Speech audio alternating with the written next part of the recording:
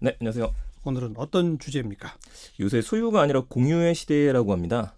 이 중에서도 자동차를 공유하는 카쉐어링에 대한 이야기 준비했습니다. 요즘 아주 뜨끈뜨끈한 쟁점이죠. 네, 맞습니다. 그 타다, 쏘카, 또 카카오 택시, 뭐 최근에 아주 국가적 과제입니다, 정말. 네, 그런 맞습니다. 거죠? 네, 전 세계적인 과제이기도 합니다. 네.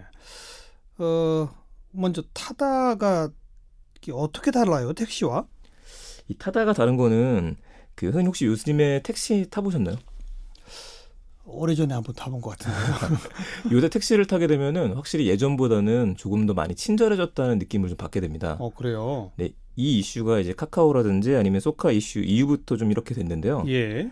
타다는 엄청나게 좋은 서비스가 등장했다기보다도 원래 고객들이 택시한테 기대했던 서비스를 그대로 했다. 이렇게 좀 보는 게 좋을 것 같습니다. 예. 그래서 요즘에 사용하셨던 분들의 후기를 좀 보게 되면 뭐 저도 탑승을 해봤었지만은 네. 대표적으로 나오는 것들이 와이파이가 된다 안에서 스마트폰 충전이 가능하다. 요즘 시대에는 좀 중요하죠. 그리고 이제 안전 운전을 한다. 급하게 차선을 바꾸지도 않고 과속을 하지도 않는다. 이게 좀 의외인 게 기사분이 말을 걸어오지 않는다는 얘기도 좀 있습니다. 이거 중요합니다. 예. 예. 아무래도 이제 혼자서 좀 조용히 뒤에 탑승하고 싶으신 분들한테 가장 그러니까요. 중요한 대목인 것 같아요. 예. 여기다가 11인승 카니발이 오기 때문에 좀 쾌적하다. 그러니까 최대 10명까지 타도 되고 아니면 7명까지는 한 차에 탑승을 하더라도 이제 눈치가 보이지 않는 겁니다. 그렇죠. 네, 그리고 제일 중요한 쟁점 중에 하나가 승차 거부도 없고요. 이거는 호출을 하는 건데 뭐 승차 거부가 있을 수 없죠. 근데 호출을 하는 것도 이제 승차 거부를 하는 경우도 있기 때문에 이 자동 배차가 된다라는 게 좀 특징이 있습니다. 예. 예, 그리고 이제 좀 소소하긴 합니다만 이제 문이 자동으로 열린다. 안에서 냄새도 심하게 나지 않는다. 이제 햇빛 가리기도 있고 좀 뭐 미세먼지에 대한 얘기까지 네. 이런 얘기를 하면서 예. 요금이 택시보다 살짝 비싸긴 합니다만 예. 게다가 지역도 좀 제한이 있습니다. 서울이랑 성남 그리고 과천, 인천 이쪽에만 사용이 가능한데도 만족도가 높아서 벌써 가입 네. 회원이 60만에 달할 정도로 많이 늘었습니다. 네. 그 사용자 후기 보니까 네. 뭐 사실 택시가 이렇게 서비스 해야 되는 거죠. 그렇죠. 원래 했어야 됐고 요즘에 그래서 좀 바뀌고 있습니다. 근데 타다는 타다고 또 다른 것들이 있잖아요. 그러니까 네네. 이른바 크게 봐서 카쉐어링인데 네. 이 카테고리가 좀 다르다면서요? 이 카쉐어링이라고 해서 좀 복잡한 게 좀 나와 있는데 제가 좀 깔끔하게 정리를 하면요. 예. 하나는 차를 빌려서 내가 운전하느냐.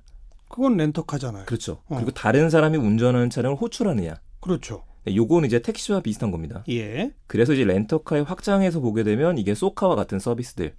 네, 이거를 카를 빌린다 해서 카쉐어링이라 생각하시면 되고요. 예. 다른 사람이 운전하는 차를 빌려서 탄다기 때문에 이거는 라이드를 공유한다. 라이드 쉐어링으로 생각하시면 크게 두 개로 나눌 수 있습니다. 라이드 쉐어링. 네. 예. 여기서 이제 하나 더 들어가자면 우버나 카카오 택시와 같은 서비스들은 과거의 콜택시다. 근데 그게 앱으로 편하게 나왔다. 그렇게 구분하시게 되면 이쪽 시장의 이해가 좀 더 쉬우실 것 같습니다. 그러니까 이제 택시 업계하고 카풀 사이의 갈등이 네, 그 라이드 쉐어링이잖아요. 맞습니다. 남이 운전하는 차량을 호출한다. 네네. 택시도 남이 운전하는 차량을 타는 거고. 네, 맞죠. 그게 같은 거잖아요. 네. 여기서 이제 문제가 좀 발생하게 되는 게 예. 아무래도 이제 카풀 서비스가 제일 크게 이슈가 좀 되긴 했었습니다. 예. 네, 카풀이라는 게 이제 오늘 제가 만약에 집에 가다가 옆자리가 비어 있을 때 선생님을 모시고 가도 되는 개념이죠. 뭐 방향이 네, 같으면. 방향이 같다라고 그러니까요. 하면요. 예. 별도의 비용을 지불하지 않아도 되기 때문에 예. 그래서 보통 우리가 카풀하게 되면 직장 동료를 얘기를 많이 합니다. 그렇죠. 네, 서로 이제 돈을 주고받지는 않죠. 뭐또 직장 동료 사는데 조금씩 주기도 해요. 예, 뭐 이제 기름값이라든지 그러니까요. 더 주긴 합니다. 예. 근데 이제 서로 목적지를 잘 아는 개인들이기 때문에 이게 가능한데 목적지를 모르는 사람들도 같은 방향인 사람들로 연결을 해주고 예. 비용도 정당하게 받을 수 있는 구조를 만든 플랫폼들이 바로 이제 카풀 서비스들이 등장하게 된 거죠. 그게 카카오 카풀로 하려고 했던 거잖아요. 맞습니다. 플러스라는 것도 있었고요. 그렇죠. 근데 아직까지는 이제 여객 운수법에 이미 출퇴근 시간에 관해서 카풀을 허용한다는 규정이 있었습니다. 예. 근데 요즘에 출퇴근 시간이 자유로워지다 보니까 이걸 이제 24시간 내내 봐야 되지 않느냐 라면서 이제 그런 서비스들이 등장을 했고요.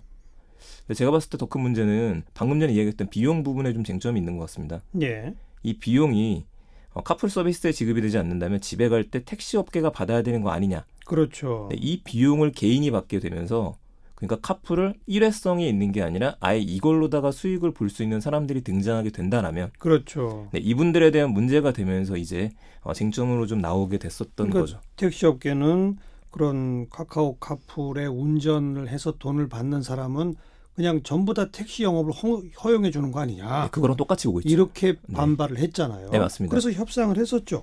협상을 하기는 했는데 이제 문제가 좀 됐던 거는요.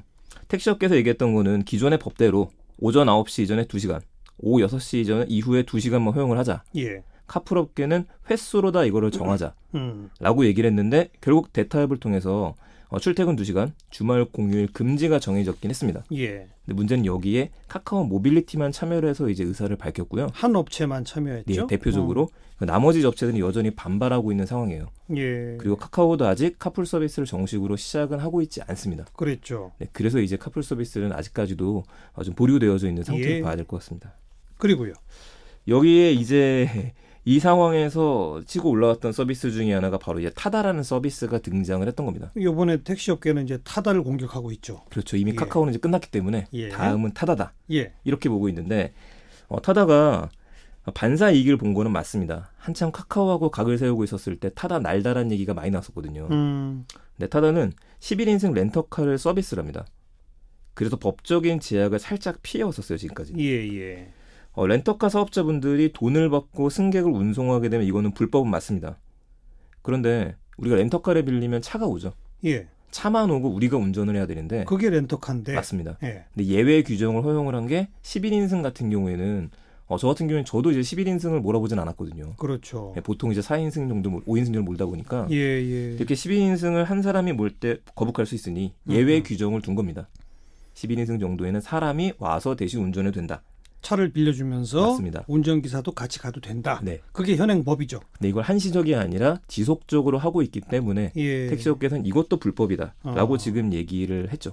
근데 타다는 이건 합법이다. 네, 그렇게 주장하고 있습니다. 그래서요. 조금 묘한 게 카카오 모빌리티하고요. 방금 전에 얘기했었던 택시업계가 11인승 혹은 15인승의 플랫폼 택시를 또 논의하고 있다는 얘기들도 나오고 있어요. 함께? 네, 함께 논의를 하고 있다.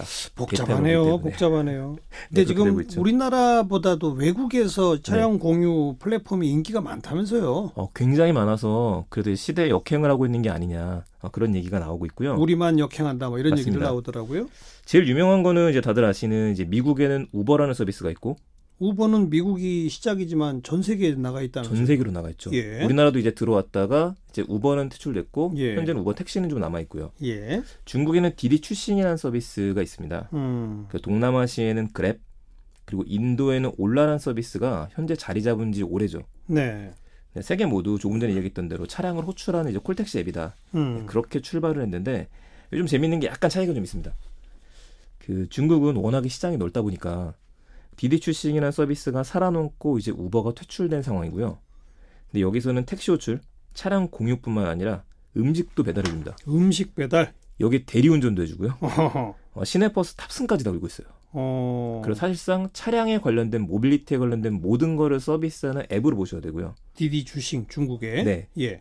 그랩은 동남아시아? 네, 동남아시아 여행 가시면은 그 차가 다니는 것보다도 오토바이가 더 많을 때가 있습니다. 더 많죠. 예, 그래서 길 건널 때 조심하셔야 되는데 예. 그러다 보니까 이 그랩에는 오토바이를 공유하는 서비스도 가지고 있고요.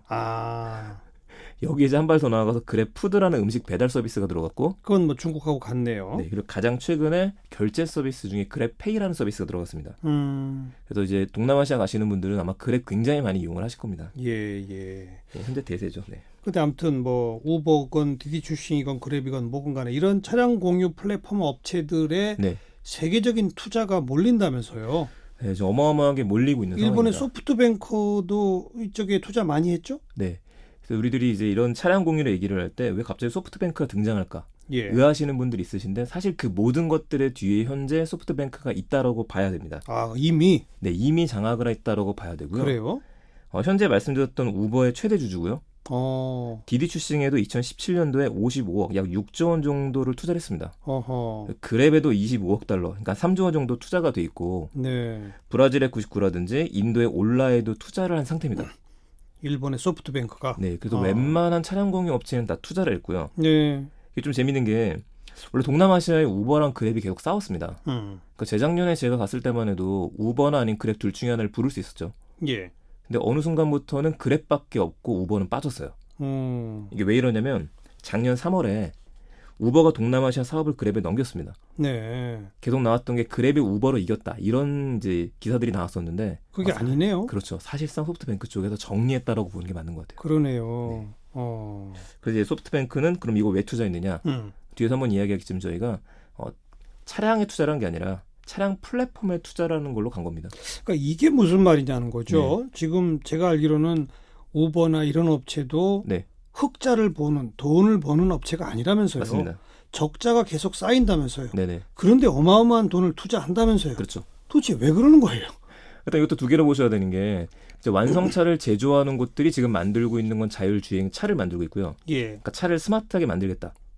그런데 지금 저희가 이야기하는 건 차량 공유업체 같은 경우에는 플랫폼을 갖고 있습니다. 그렇죠. 이 플랫폼이라는 거는 저희가 오늘 어디로 이동을 할 때 내비게이션을 보통 선택해서 목적지를 입력하고 갑니다. 예. 그 데이터가 쌓이게 되면 개개인이 운전 습관이라든지 어디까지 이동하는 경로를 알게 됩니다. 그렇죠. 개인도 그런데 그렇죠. 저희가 택시를 부르는 것들을 계속해서 데이터를 쌓다 보면 서울시에서는 20대, 30대 분들이 평소에는 어디를 자주 가는구나.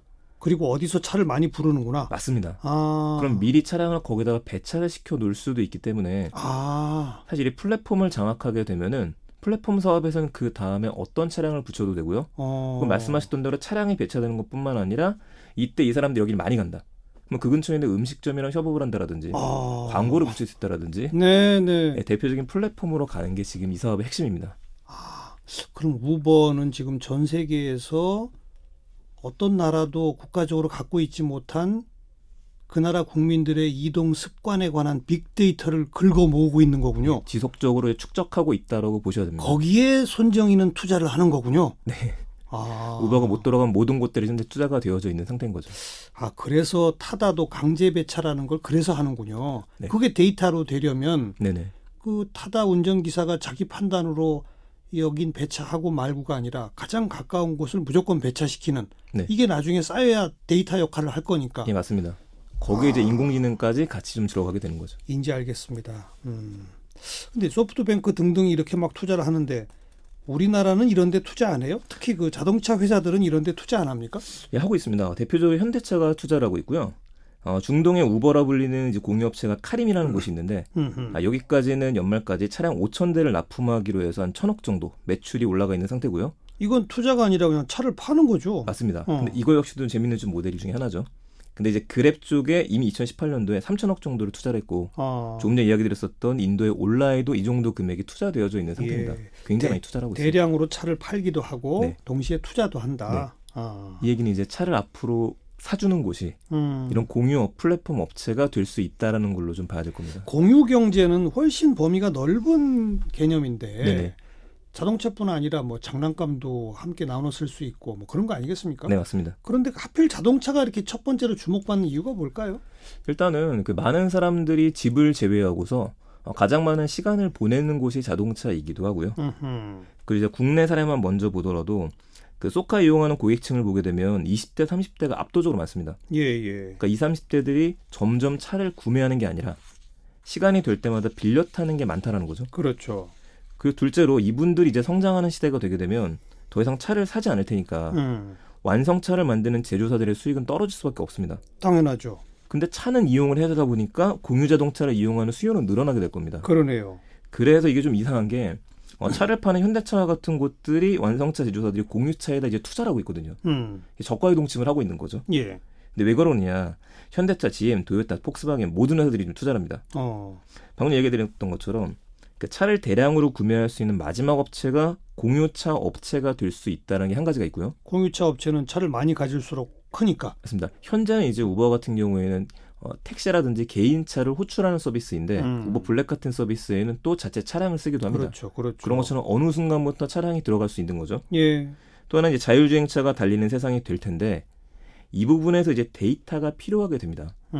내 데이터를 갖고 있고 플랫폼을 갖고 있는 곳에 미리 투자를 해서 사실상 지금부터 좀 친해지자. 네. 이런 포인트로 보셔도 될 것 같습니다. 더 나아가서 이제 자율주행차 시대, 오토파일럿 시대. 네. 그거죠? 네, 오토파일럿 맞습니다. 그 자율주행차 시대의 공유경제. 네. 그럼 운전기사도 필요 없고 그렇죠. 차를 데이터에 입각해서 어디에 얼마만큼씩 배차시켜 놓느냐. 네. 이런 게 이제 지배력이 되는군요. 네, 맞습니다. 근데 자율주행차 가능해요? 얼마 전에 뭐 테슬라 차 사고 나서 사람 다치고 그래갖고서 논란이 되고 있잖아요. 아직도. 네, 테슬라는 이제 한번 사고가 날 때마다 항상 논란이 됩니다. 그러니까요. 네, 아무래도 테슬라이기 때문에 논란을 더 하는 것 같기도 한데요. 예. 우선은 3월달에 고속도로에 진입하려고 좌회전하던 이제 세미 트레일러를 테슬라의 모델 3가 들이받아서 운전자가 사망하게 되긴 했습니다. 예, 예. 이 다음에 나왔던 얘기가 우린 2020년까지 완전 자율주행 로봇 택시를 선보이겠다. 네. 그리고 중국 바이두도 올해 하반기입니다. 자율주행 무인 택시를 보이고요. 웨이모도 현재 미국 피닉스에서 자율주행차를 상용화하긴 했습니다. 예. 다만 이제 2020년을 이야기하는 거는 아직까지 봤을 땐 시기상조일 것 같습니다. 2020년이 내년이잖아요. 네, 내년이기 때문에 이건 불가능합니다. 하지만 몇 년 안에 될 것 같아요. 몇 년 안에는 이제 가능할 것 같습니다. 그 사고 얘기도 네. 그래도 자율주행 기능을 작동하면 오히려 사고율이 떨어진다는 노기도 있다면서요. 네, 아무래도 가장 큰 변수가 운전을 할 때는 사람이 변수입니다. 그렇죠. 예, 사람이 변칙적 운전을 할 수 있기 때문에 예. 자율주행차뿐만 아니라 스마트 시티가 제대로 됐었을 때 예. 그때는 자율주행이 제대로 움직일 것 같습니다. 알겠어요.